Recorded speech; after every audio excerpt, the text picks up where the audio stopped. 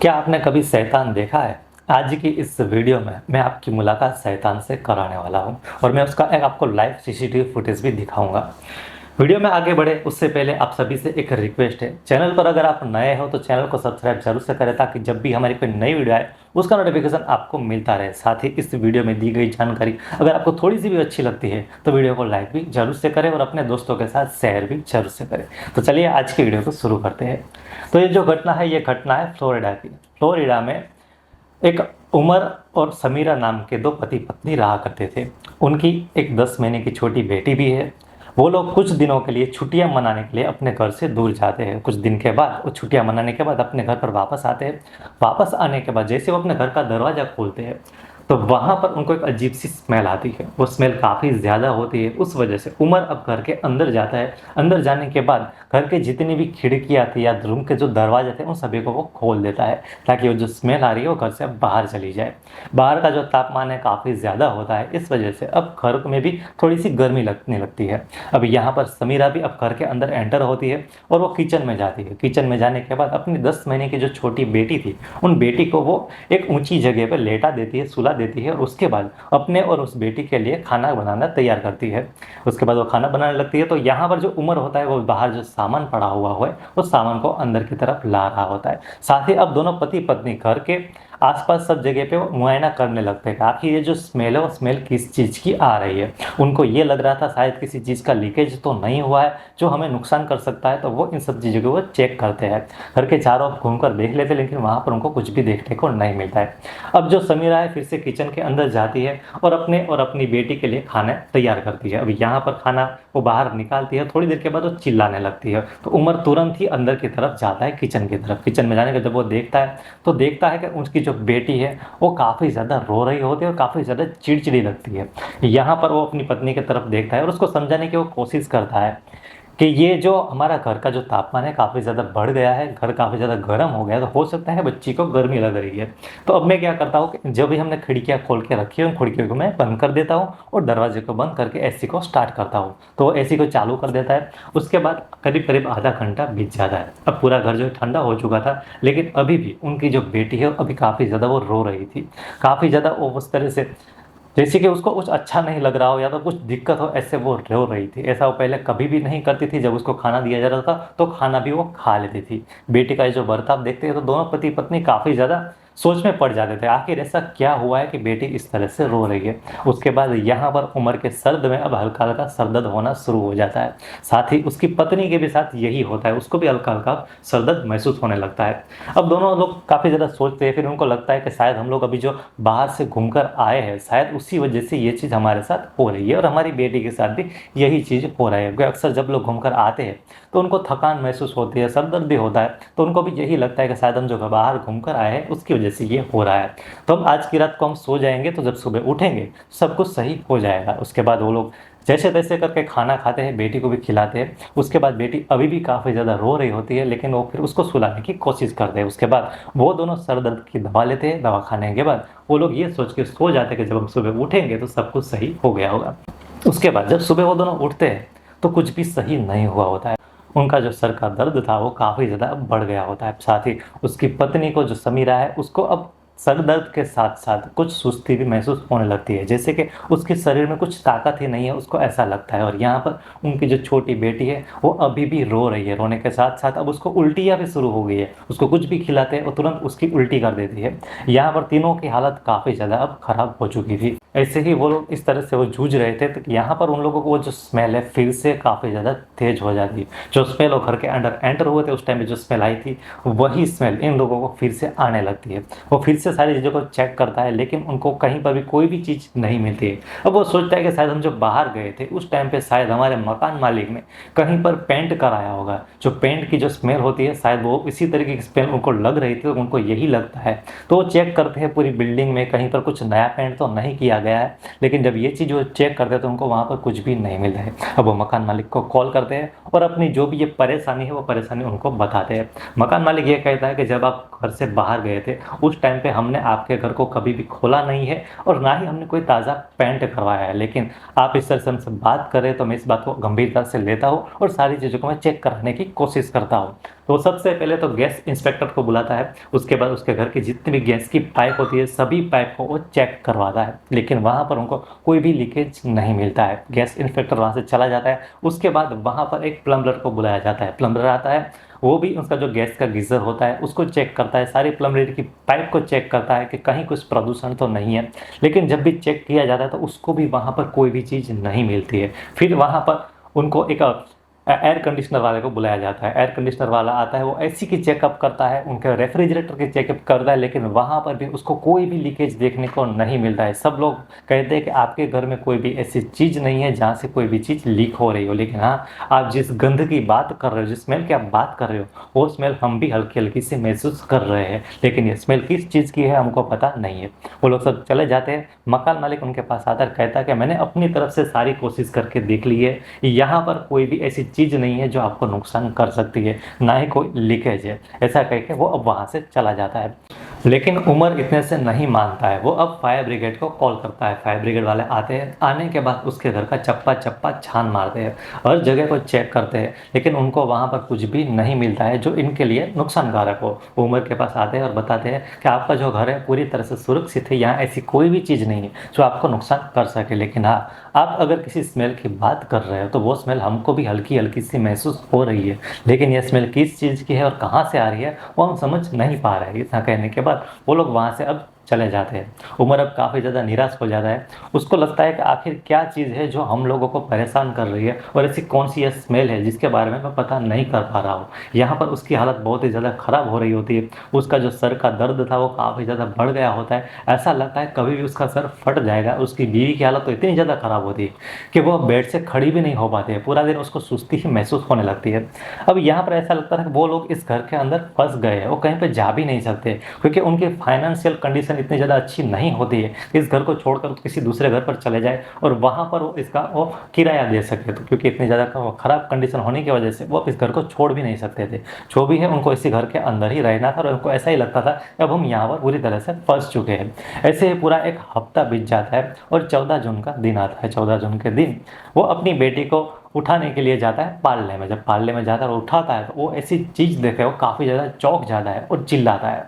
जैसे उसकी आवाज़ सुनती है उसकी बीवी, वो उठकर वहाँ से आती है, क्योंकि वो काफ़ी ज़्यादा सुस्ती महसूस कर रही थी, लेकिन वो जो आवाज़ काफ़ी ज़्यादा घबराई हुई उसको लग रही होती है, इस वजह से तुरंत ही दौड़ती हुई वो वहाँ पर आती है। जैसे उसको उमर के पास आते हैं, उमर को बताता है, देखिए हमारी बेटी के काफ़ी ज़्यादा बाल जो है झड़ चुके हैं। उसकी बीवी जब पालने में देखती है तकिए के ऊपर उसकी बेटी के बहुत से बाल झड़कर गिरे हुए उसको दिखते हैं। साथ ही अपनी बेटी को जब वो घुमाकर उसके सर को देखती है तो उसके सर के एक हिस्से पे पूरे बाल ही झड़ गए होते हैं, वहाँ पर कोई बाल ही नहीं होता है।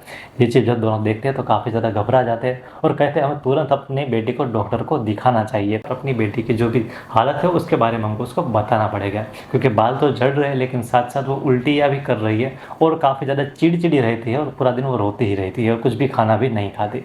यही सोचते उसके बाद उमर कहते हैं ठीक है मैं शावर ले लेता हूँ, शावर लेने के बाद हम अस्पताल जरूर जाएंगे। वो शावर लेने के लिए बाथरूम के अंदर जाता है। जैसे बाथरूम के अंदर जाता है नहाता है और जैसे वो सर के ऊपर अब जो हाथ फेरता है तो उसके भी बहुत से बाल झड़ जाते हैं, पूरा एक जगह पे गंजापन ही हो जाता है। वो इस चीज़ को देखकर काफ़ी ज़्यादा घबरा जाता है और मन ही मन सोचने लगता है कि जो चीज़ मेरी बेटी के साथ हो रही थी वही चीज़ अब मेरे साथ भी हो रही है, और कहीं ना कहीं ये चीज़ अपनी जो बीवी है उसके साथ भी ज़रूर से हो रही होगी। वो शावर लेने के बाद तुरंत बाहर आता है और अपनी बीवी से बात करता है और उसके साथ जो घटना अभी बाथरूम में हुई उसके बारे में वो बताता है। कहता है कि मेरे भी बहुत सारे बाल झड़ रहे हैं, क्या तुम्हारे तो नहीं झड़ रहे? तो उसकी बीवी भी बोलती है कि हाँ कुछ दिनों से मेरे बाल भी बहुत ज़्यादा झड़ रहे हैं।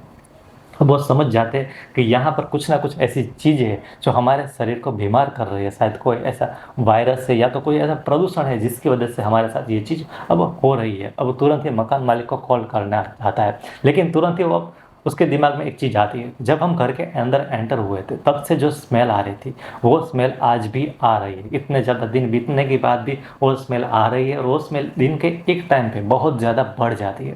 तो अब सोचने लगता है तो कहीं ना कहीं ये जो स्मेल है उसी की वजह से हम लोग बीमार हुए हैं। अब मुझे कहीं ना कहीं इसकी जड़ तक जाना होगा और मुझे कहीं ना किसी तरीके से पता करना होगा क्या कि ये स्मेल है किस चीज़ की। यही सोच के कुछ और दिन बीत जाते ही अब 25 जून का दिन आता है। 25 जून के दिन उनको बाहर से आए हुए 2 हफ्ते से ज़्यादा हो जाते हैं अभी भी उन तीनों की हालत बद से बदतर होती जा रही थी। उनका जो सर का दर्द था अब काफ़ी ज़्यादा बढ़ा हुआ महसूस करते हैं और शरीर में और भी बहुत सी चीज़ें अब उनको हो रही थी। अब यहाँ पर 25 जून के दिन करीब शाम के 5 से साढ़े 5 बजे वो जो स्मेल थी वो स्मेल फिर से आती है और इस टाइम पे बहुत ही ज़्यादा मात्रा में आती है। जैसे ये स्मेल आती है, उनकी जो 10 महीने की छोटी बेटी होती है वो खांसने लगती है और खांसने के साथ साथ उसको उल्टियाँ भी शुरू हो जाती है।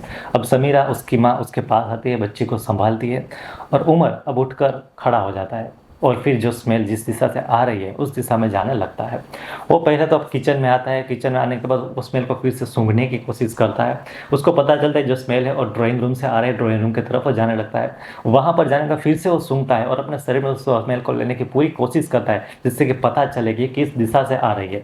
उसको लगता है कि जो स्मेल है वो मेन डोर है वहाँ से आ रही है। वो अपने घर के मेन डोर के पास जाता है और वहाँ पर बिल्कुल वही होता है, बहुत ही ज़्यादा स्मेल होती है और जो स्मेल है उसी जगह से आ रही थी। अब वो पूरे दरवाजे को अपने हाथ से छू के समझने की कोशिश करता है कि कहाँ से ये स्मेल आ रही है। पूरे दरवाजे को चेक करने के जब नीचे की तरफ हाथ फेरता है तो वहाँ पर नीचे की तरफ थोड़ी सी उनको दरार सी दिखती है।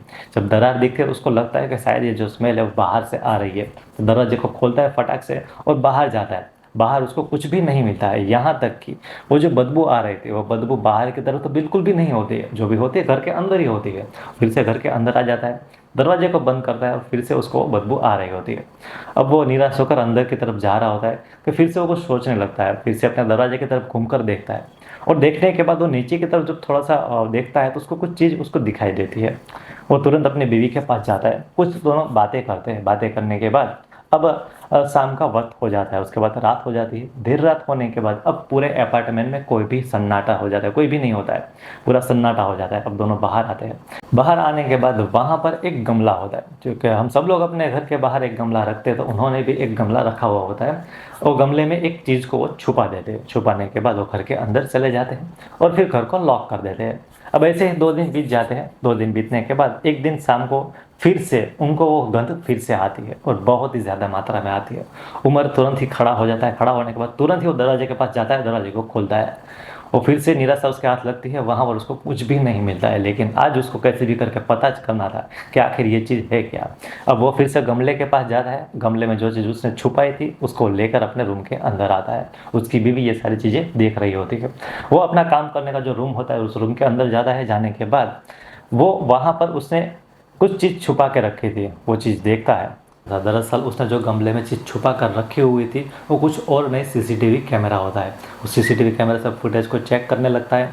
थोड़ी देर के बाद उसे कुछ ऐसी चीज़ उस फुटेज में देखने को मिलती है जिसका उसने कभी भी एक्सपेक्ट नहीं किया था और बहुत ही ज़्यादा वो घबरा जाता है।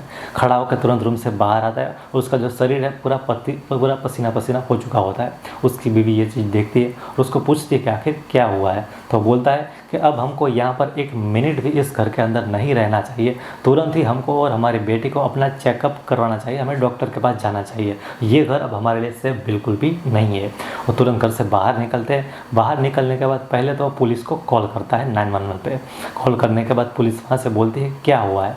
वो बताता है कि मुझे एक चीज़ मिली है जो मुझे आपको दिखानी है। तो पुलिस वाले बोलते हैं ठीक है, आप पुलिस स्टेशन पे आ जाओ। वो उस सीसीटीवी फुटेज को लेकर पुलिस स्टेशन जाता है। जाने के बाद वो फुटेज पुलिस को दिखाता है। पुलिस तुरंत वहाँ से उठकर उसके अपार्टमेंट पे आती है। आने के बाद वो अब उमर के घर पर नहीं जाती, लेकिन उसके नीचे एक और किराएदार रहता है उसके पास जाती है।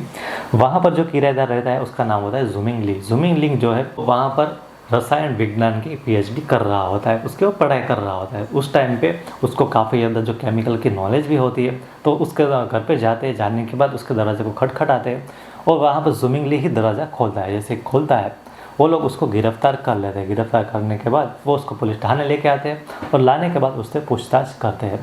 अब यहाँ पर सबसे पहले तो वो लोग इसको सीसीटीवी फुटेज दिखाते हैं। फुटेज में क्या होता है वो मैं आपको बताता हूँ। अब जब सीसीटीवी फुटेज उसको दिखाया जाता है तो उसमें ये दिखाई देता है कि जुमिंग लिंग उसके दरवाजे के पास आता है। आने के बाद एक इंजेक्शन उसके हाथ में होता है, एक बोतल उसके हाथ में होती है। उस बोतल से इंजेक्शन में ये चीज़ कुछ इंजेक्ट कर कुछ वो इंजेक्शन में लेता है। लेने के बाद उस दरवाजे के पास जाता है। दरवाजे के जो नीचे की तरफ जो दरार है उस दरार से वो चीज़ को वो इंजेक्ट कर देता है। करने के बाद फिर से वो वहाँ से बाहर फटाफट से नीचे की तरफ चला जाता है और ऐसा ही वो काफ़ी दिनों से कर रहा था। अब पुलिस उससे पूछताछ करती है और पूछती है कि आखिर क्या चीज़ है जो चीज़ आप इसके घर के अंदर आप इंजेक्ट कर रहे हो। तो अब सारी चीज़ें वो बताता है। इस बात की ज़रूरत होती है आज से 10 महीने पहले, जब इनके घर पे बेटी का जन्म होता है। जब बेटी का जन्म होता है तो ज़ुमिंग ली खुद आके उसको गिफ्ट भी देता है और उसकी बधाई भी देता है। उसके बाद कुछ दिन के बाद जब ये जो बेटी है जैसे जैसे वो बड़ी होने लगती है तो वो रोने लगती है। जैसे आप सभी को पता है, बच्चे जब छोटे होते हैं तो किसी किसी ना किसी बात पर वो रोते रहते हैं। तो ज़ुमिंग ली को जब ये रोती है तो अच्छा नहीं लगता है, उसको इसका डिस्टर्ब होता है। वो अपने मकान मालिक को कॉल करता है, कहता है कि हमारे ऊपर जो किराएदार रहते हैं उनकी जो बेटी है काफ़ी ज़्यादा रोती रहती है और उनके घर से काफ़ी ज़्यादा चीखने चिल्लाने की आवाज़ आती रहती है, तो उनको आप कहिए कि वो शांत रहे। मकान मालिक उनसे बात करता है और वो लोग भी इस बात को जब सुनते हैं तो पूरी की पूरी कोशिश करते हैं शांत रहने की। लेकिन जब छोटे बच्चे घर के अंदर होते हैं तो वो नहीं समझ पाते, वो तो रोते रहते हैं, वो तो आवाज़ करते रहते हैं और यही चीज़ ज़ुमिंग ली को अच्छी नहीं लगती है। बार बार इसकी शिकायत करता है और यहाँ तक कि वो पुलिस स्टेशन जाके भी इसकी रिपोर्ट दर्ज करवाता है कि हमारे जो ऊपर वाले लोग हैं वो काफ़ी ज़्यादा आवाज़ करते रहते हैं और मुझे काफ़ी ज़्यादा डिस्टर्ब होता है। जब पुलिस वाले की जब ये बात उन लोगों को पता चलती है कि पुलिस में कंप्लेन हुए तो उमर को भी काफ़ी ज़्यादा शर्मिंदगी महसूस होती है। बहुत ज़्यादा कोशिश करता है शांत रहने की, लेकिन अब वह हालत इतने ज़्यादा ख़राब हो चुके थे कि ज़ुमिंग ली को अगर उसके घर में थोड़ी सी चलने की भी आवाज़ आती है या तो बच्ची के रोने की भी आवाज़ आती है, उसको बहुत ही ज़्यादा दिक्कत होती है, उसको बहुत ही ज़्यादा गुस्सा आने लगता है और किसी ना किसी तरीके से इन लोगों को शांत कराना चाहता है। और इसीलिए अब वो क्या करता है कि अब जहाँ पर उसको जो रसायन विज्ञान की उसको पहले से जानकारी थी, क्योंकि वो पीएचडी कर रहा था, तो कुछ ऐसे रसायन का वो मिश्रण बनाता है। वो मिश्रण कुछ और नहीं, वो जहर होता है, वो स्लो पॉइजन होता है। अगर ये जहर अगर आदमी को बार बार दिया जाए, इसकी अगर स्मेल भी ली जाए तो उस आदमी की मौत हो सकती है। वो ऐसा रसायन तैयार करता है। रसायन तैयार करने के बाद वो उसके घर के अंदर इंजेक्ट करना शुरू कर देता है और वो बार बार करता रहता है। ये चीज़ पिछले काफ़ी दिनों से वो कर रहा होता है और इसी रसायन की वजह से वो जो स्मेल है उनके घर में आती रहती है और स्मेल जब जब भी उनके शरीर के अंदर जाती है, उमर के और उसके पूरे परिवार के वो बीमार और भी ज़्यादा बहुत ज़्यादा बीमार होने लगते हैं। और इस वजह से अगर ये स्मेल जो है काफ़ी ज़्यादा दिनों तक अगर वो लोग लेते रहते हैं तो हो सकता है उनकी मौत भी हो जाती। तो जब इस बात का पुलिस वालों को पता चलता है तो लोग उसको गिरफ्तार कर लेते हैं। अब जैसे कि मैंने आपको बताया कि ये चीज़ अगर उमर अब्दुल्ला सही टाइम पर पता नहीं करता, उसको इस बारे में अगर पता नहीं चलता, वो अगर वो सीसीटीवी कैमरे में इसको कैप्चर नहीं करता तो हो सकता था ये चीज़ वो बार बार डालता रहता और अगर वो लोग इसको स्मेल को अगर लेते रहते, ये पूरी तरह से संभव था कि उन लोगों की मौत भी अब हो जाती। तो यहाँ पर अब ये केस जो है ज़ुमिंग ली पे चल रहा है और उसके बाद उन लोगों ने क्या किया है, पुलिस वालों ने, कि ज़ुमिंग ली को अब चीन वापस भेज दिया है। चीन भेजने के बाद उसको ये भी बताया गया है कि अगर वो फिर से फ्लोरिडा में आएगा तो उसको फिर से गिरफ्तार कर लिया जाएगा। अब यहाँ पर इन तीनों की अगर मैं फैमिली की बात करूँ तो तीनों की हालत में काफ़ी ज़्यादा सुधार हो चुका है, क्योंकि डॉक्टर ने पता किया था कि कौन सी चीज़ थी, कौन सा वो केमिकल था जिसको जहर बनाकर इनको दिया जा रहा था। जैसे उनको पता चला उनको उनका एंटीडोट दिया जा रहा था। कुछ दिनों के बाद तीनों की हालत में काफ़ी ज़्यादा सुधार हो चुका है और अभी वो काफ़ी ज़्यादा खुशी से वहाँ पर रह रहे हैं। तो ये थी आज की कहानी, जिसमें एक आदमी ने सिर्फ एक छोटी बच्ची के आवाज़ को लेकर उसको मारने की कोशिश की। ऐसी सोच वाले को आदमी को हम क्या कह सकते हैं, उसको हम शैतान ही कह सकते हैं। यह आदमी तो हो ही नहीं सकता, क्योंकि ऐसी सोच सिर्फ एक शैतान ही रख सकता है। तो ये थी आज की सच्ची घटना। उम्मीद करता हूँ आप सभी को आज की इस घटना के बारे में जो जानकारी मैंने आपको दी वो आपको अच्छी लगी होगी। वीडियो अगर अच्छी लगी हो तो वीडियो लाइक करें और चैनल पर अगर नए हो तो चैनल को सब्सक्राइब भी जरूर से करें। मिलते हैं अगली वीडियो में।